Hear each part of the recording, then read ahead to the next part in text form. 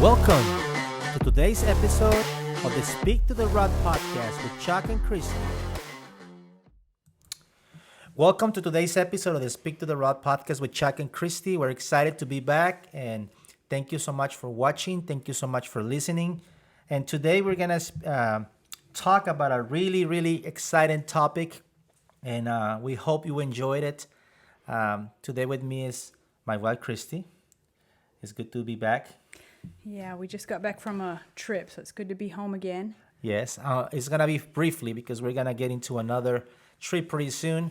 I know we talk about the Bible project that we have, Bible in their tongue project that we have coming up for our trip in Bulgaria. And we're very grateful for everybody that has been reaching out. We're Yes. very grateful for praying for us and for what God is going to do.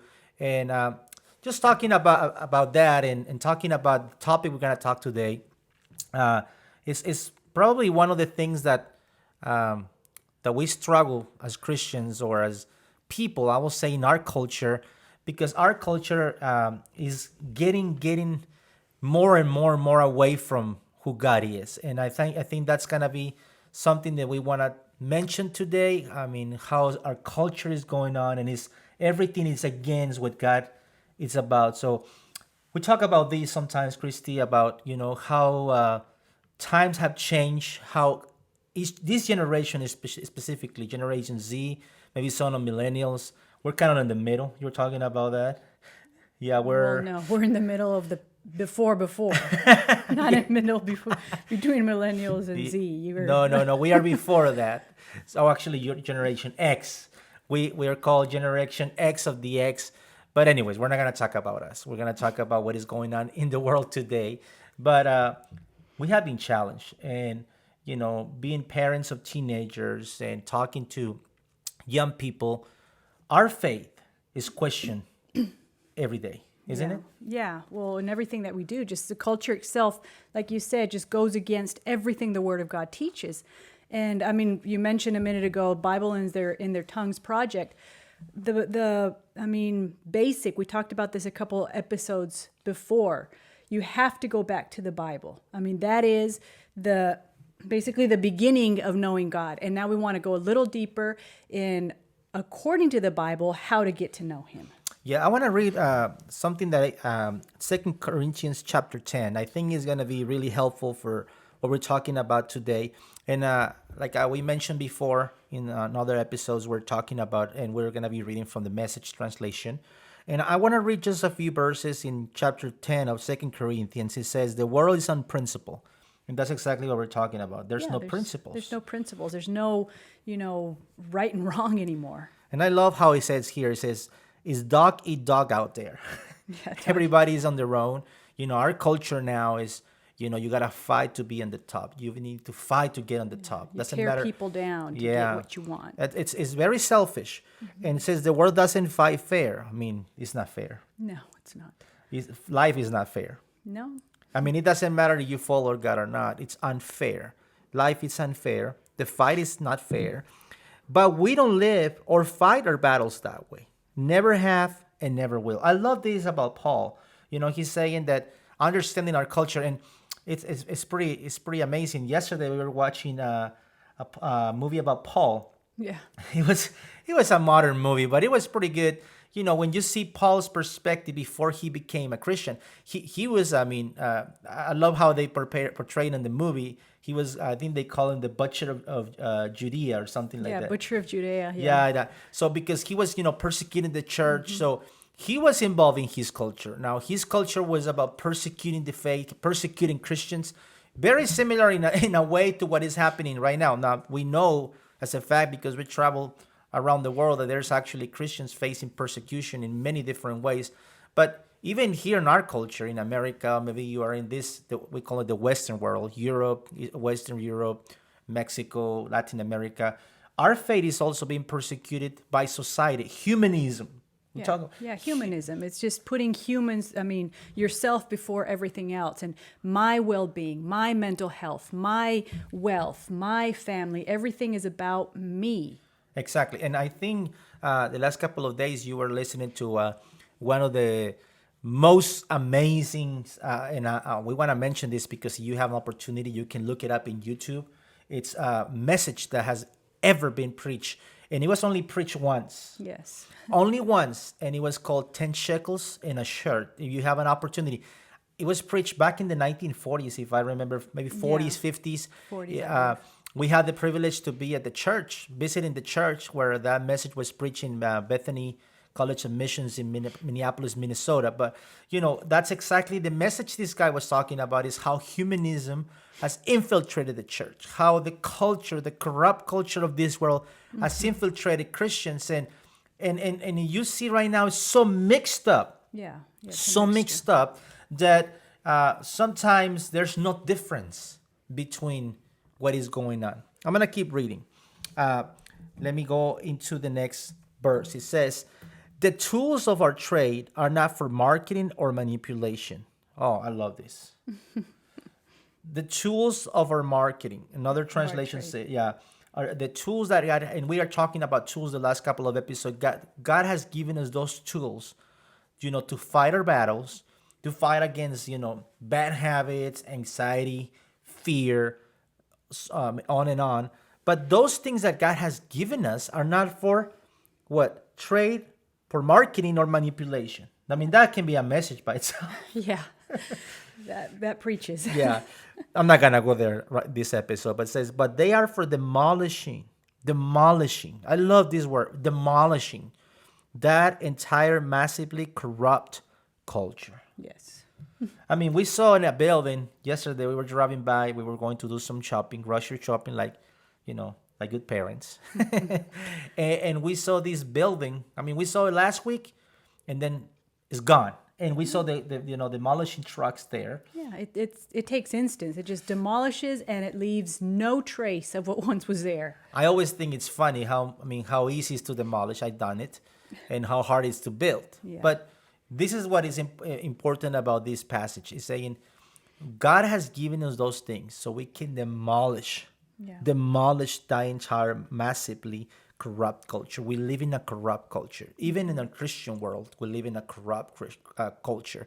I was just, I go into the Twitterverse, and I know, or Xverse, if you want to call it, but, a lot of people have a lot of issues with church or with Christians because, they cannot differentiate, one or the other. We in America, we have, and I'm going to say the Western world, because I don't want to just talk about America, but I'll say the Western world. We have portrayed sometimes a bad image of who God is. And this is what it says here.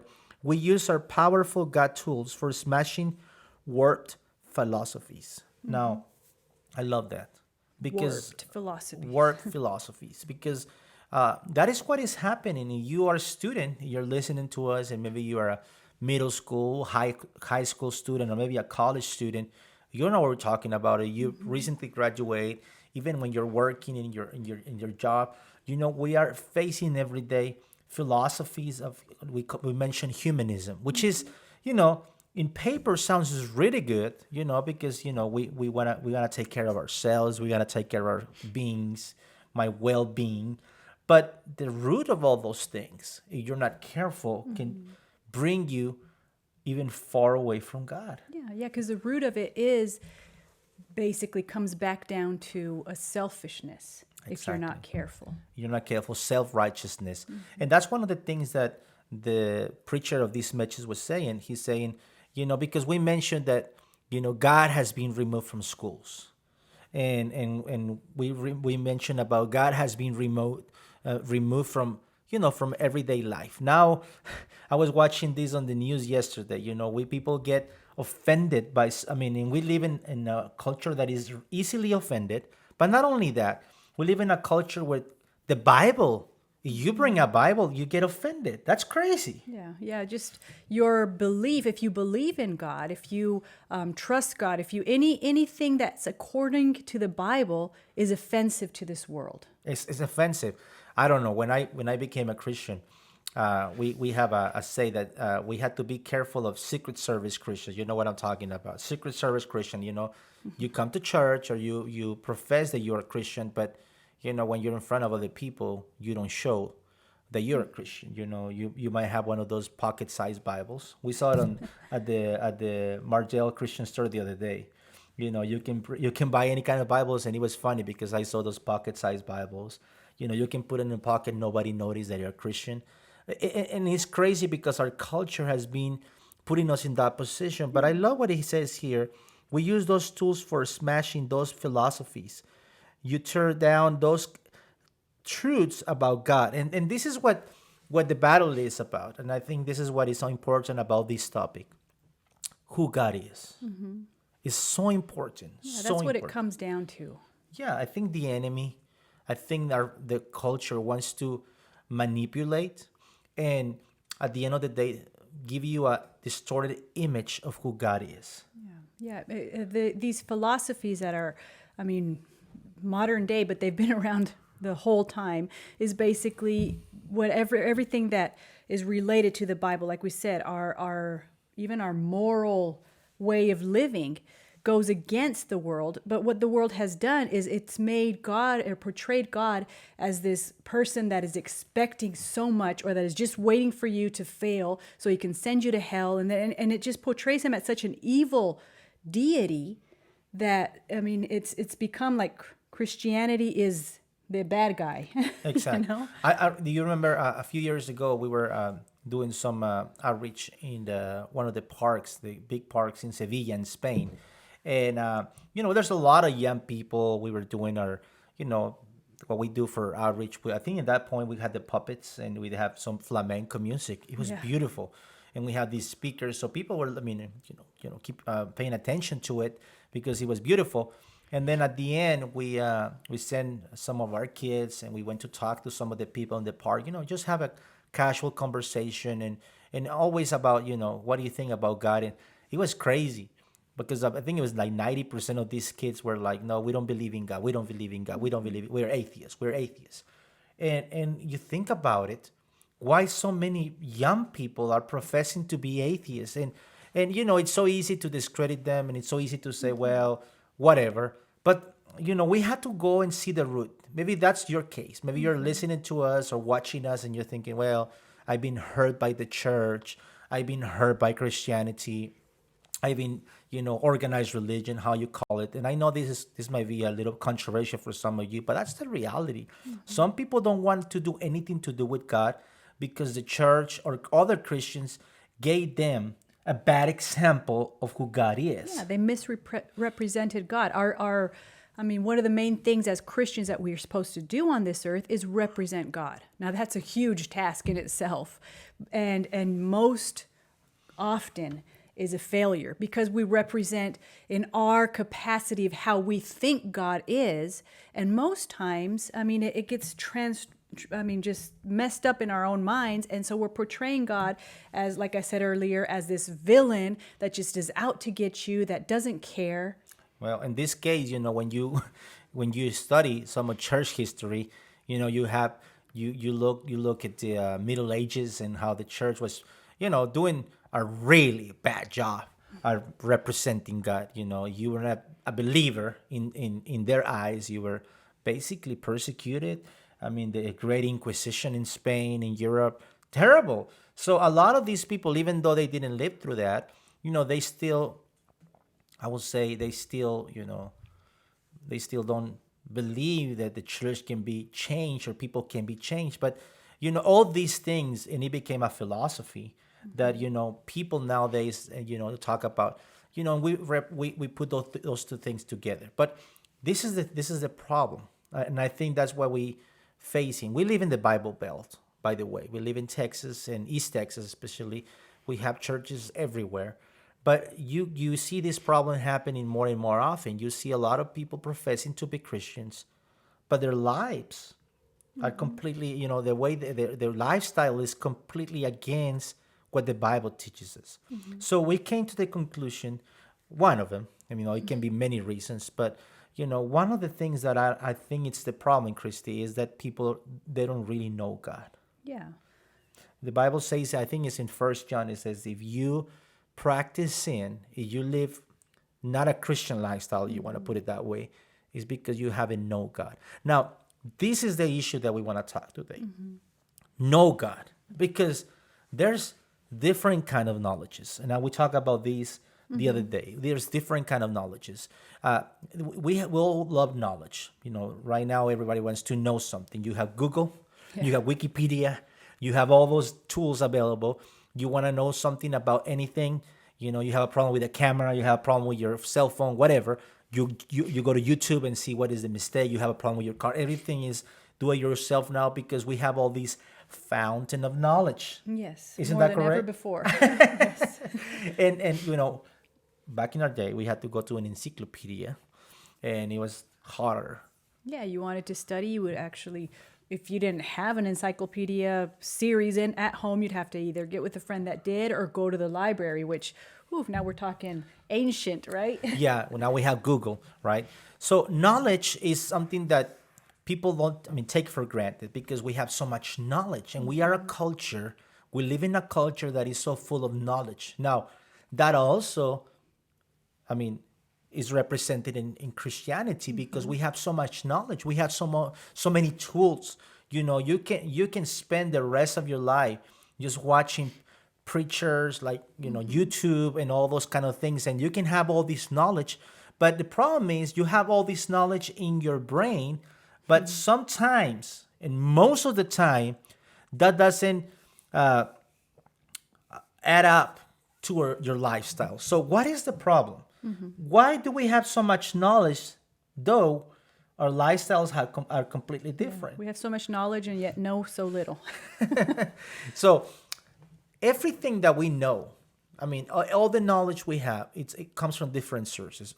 When we are little, talking about moral things, Yeah, morality. Morality. You talk, what your parents, and you have both parents or one parent. That's what you know. That's what the knowledge because you saw What that they example. give you, what they teach you. You see your family was not working the way it's supposed to work. That's the knowledge you have. So you think that's the way it's supposed to work because that's the knowledge you have. And then we spend hours, literally hours. You go to school, unless you're homeschooled. But if you're not homeschooled, which the majority of people are not, you go to public school and you spend hours every day there receiving knowledge from your teachers and from all these people. And then now we have the knowledge of social media. Yeah. We have the knowledge of YouTube, TikTok, Snapchat, all those different apps. We had that knowledge. And the problem with that is, even if it's good knowledge, a lot of times that good knowledge doesn't necessarily mean you are getting it. Let me give you an example. When you look at Abraham, and I Right. know we really like Abraham, the father of faith, and, with his ups and downs. But Abraham, at one point, God promised him that he was going to get a son. And I'm not going to get preachy about this, but just a reference. He waited Yeah. for a long time, Many years. many years. It was impossible. But he believed God, right? So he ended up having a son. They call him Isaac. Isaac, because his wife was laughing at the angels. They say, you're going to have a kid. It's And not she possible. laughed. It's not possible. So they have a son. And, the son, grows up. And, we can get in that subject that he was probably too attached to him. And then one day, God tells Abraham, I want you to sacrifice your son. Now, this is kind of really controversial for some of you because in our day and age, our kids are untouchable, right? But in this time, he was testing Abraham. So Abraham goes to this place 3 days away from home to the mountain. And, I'm not going to go into all the topics about this. I just want to focus on one thing. He leaves the servants behind, and he said, we're going to come back because God is going to provide. We're going to worship God and all that. And then he gets to the point, and right before he's going to make the sacrifice, the angel stops him. And I love that because he says, now I know that you love me. Now, how in the world, and I'm not going to get too deep on this, promise. How in the world does God is saying that he knows when he knows everything? Right. What does that mean, Christy? What does that mean? The knowledge? What kind of knowledge is that? I think there's a different kind of knowledge. It's the knowledge of information, Theoretical, if you want to call it. theoretical, yeah. But there's also knowledge that it comes by experimenting something. Yeah, experience. Experience. Now, let me tell you this, because this topic, and like I said, I'm not going to get into that, but in this topic that we're talking about today, you can have all the knowledge of God that you want. You know, you might grow up in church, you maybe went to seminary, but if that information is only from